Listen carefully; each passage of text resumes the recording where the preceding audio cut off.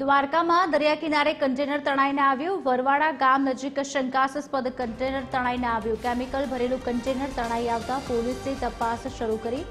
Chemical container તણાઈ આવતા સુરક્ષાકર્મી તૈનાત કરાયા। સમગ્ર મામલે સ્થાનિક પોલીસે આગળની કાર્યવાહી શરૂ કરી। आज अंगे विगत आपसे संवाददाता खुशाल गोकाणी फोन लाइन पर जोड़ाया है। खुशाल, શું વિગતો મળી રહી છે? કન્ટેનર તણાઈને આવ્યું છે, કયા પ્રકારની કાર્યવાહી?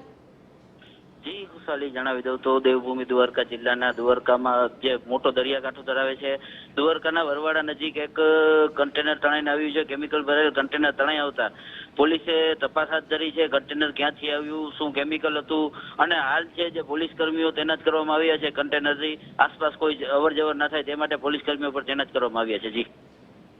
જી આભાર।